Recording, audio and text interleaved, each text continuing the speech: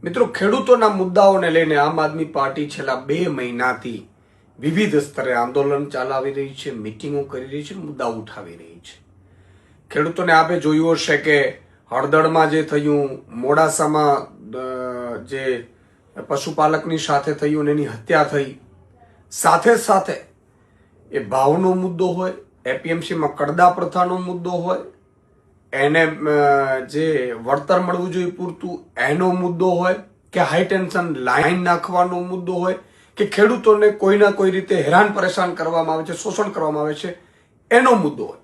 આ તમામ મુદ્દાઓને લઈને 2 મહિનાથી આમ આદમી પાર્ટી છે એ સતત 8 થી 9 જેટલી કિસાન મહાપંચાયતો આખા ગુજરાતમાં કરી અને મેં જાહેર કર્યું હતું સુદામડામાં, આપને ખબર તો 10 મુદ્દાઓને લઈને આમ આદમી પાર્ટી આગામી સમયમાં મુખ્યમંત્રીને મળશે.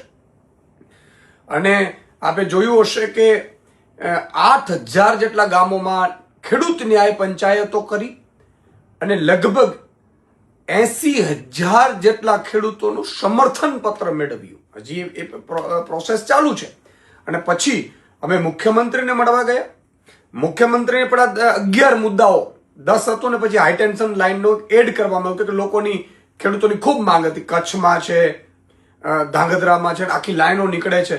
આખા ગુજરાતમાં બેફામપણે ખેડૂતોના ખેતરોમાંથી મોટી મોટી લાઈનો નીકળે અને ખેડૂતોને વળતર પણ ન મળે અને પોલીસનો અત્યાચાર કરવામાં આવે.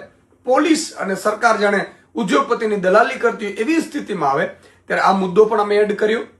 અને ગતરોજ અમે ધારાસભ્ય અમારું ડેલિગેશન મુખ્યમંત્રીશ્રીને મળ્યું. મુખ્યમંત્રીને અમે રજૂઆત કરી છે. મુખ્યમંત્રીને કહ્યું છે કે આ પ્રશ્નોનો ઉકેલ લાવો અને થઈ શકે એવા છે. માની લો કે હેક્ટરે 50,000 રૂપિયો આપી શકાય એવું છે, 12 કલાકે દિવસે વીજળી આપી શકાય એવી છે.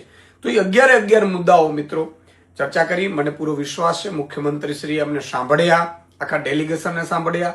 મુખ્યમંત્રીશ્રીને એ પણ કહ્યું કે બધાની પાસે સમય ઓછો છે એટલે ભગવાન આપણે સારા કામ કરાવડાવે સારા. અને મુખ્યમંત્રીશ્રીએ ખાતરી પણ આપી છે કે આ પ્રશ્નોનું નિરાકરણ પણ લાવશો અને અમને સાંભળ્યું પણ ખરો. એ માટે હું ખેડૂતો વતી, ગુજરાતના ખેડૂતો વતી મુખ્યમંત્રીનો આભાર પણ માનું છું. પણ સવાલ એ છે કે આ 11 મુદ્દાઓ જો ઉકેલ નહીં કરવામાં આવે આગામી બજેટ સત્ર સુધીમાં, તો મેં એમને કહ્યું છે બજેટ સત્રમાં સુધીમાં જો આ ઉકેલ નહીં આવે ખેડૂતોના પ્રશ્નનો, તો સડકથી લઈ અને સદન સુધી, વિધાનસભા સુધી આમ આદમી પાર્ટી ફરીથી આંદોલન ચલાવશે અને જન આંદોલન પણ ઊભું કરીશું. આજે સાઇન કેમ્પેનમાં 80,000 ખેડૂતો છે, એની જગ્યાએ પછી 20 લાખ ખેડૂતોની સાઇન કેમ્પેન ચાલશે. અને વિધાનસભામાં પણ અમારા ધારાસભ્યો છે મજબૂતાઈથી આ મુદ્દાઓ ઉઠાવશે.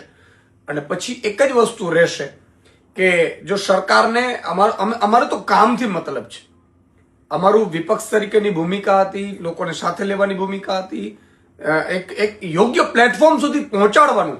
આવું કોઈ પાર્ટી અત્યાર સુધી નહીં કર્યું હોય.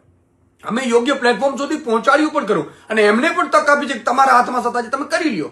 નહીં તો પછી અમે જન આંદોલન કરીશું અને મજબૂરીએ ખેડૂતો માટે અમારે લડવું પડશે. ગરીબો, ભાગિયાઓ, મજૂરો, શ્રમિકો માટે અમારે લડવું પડશે. એ વાત નક્કી છે. અને એટલે જો આ મુદ્દાઓ બજેટ સત્ર સુધીમાં, ફેબ્રુઆરીમાં બજેટ સત્ર છે પહેલા જો સોલ્વ નહીં થાય તો આમ આદમી પાર્ટી જલદ આંદોલન કરશે.